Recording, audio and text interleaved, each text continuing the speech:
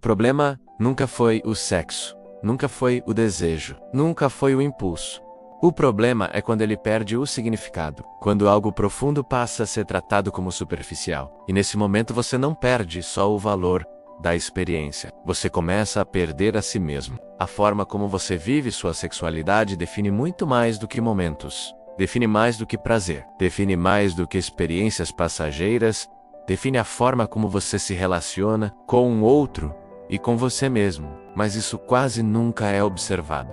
Porque o impulso é imediato, ele aparece, ele pressiona, ele exige resposta, e a maioria das pessoas apenas responde, sem pausa, sem questionamento, sem consciência. Sexo não é um detalhe, não é um entretenimento, não é algo neutro, não é um momento isolado, é uma forma de relação humana. E tudo o que envolve relação humana carrega significado, carrega impacto, carrega consequência. Mesmo quando você não percebe, não existe neutralidade aqui.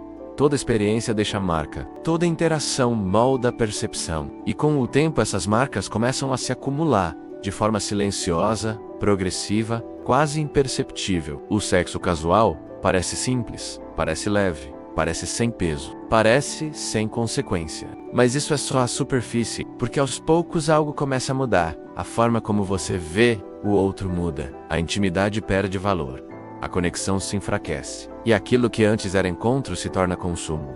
O outro deixa de ser percebido como um fim, e passa a ser usado como um meio para prazer, um meio para satisfação, um meio para descarga. E isso parece pequeno, mas não é, porque quando você transforma o outro em objeto, você também se transforma. Esse é o ponto que quase ninguém encara. A forma como você se relaciona com o outro define a forma como você constrói a si mesmo. Se o outro se torna descartável, você também se torna. Se a relação é superficial, sua percepção também se torna. Isso não é sobre moral, não é sobre regra, é sobre estrutura interna.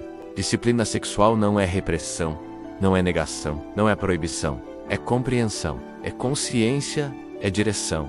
É entender que o sexo não está separado de quem você é. Ele faz parte da sua identidade. Ele expressa a forma como você se posiciona.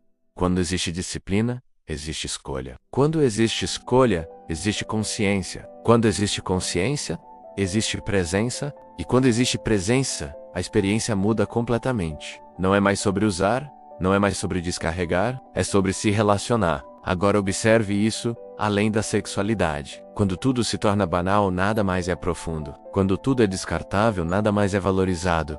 E isso começa a se espalhar para os relacionamentos, para as decisões, para a forma como você vive. Disciplina sexual não limita, ela organiza, ela estrutura, ela devolve significado.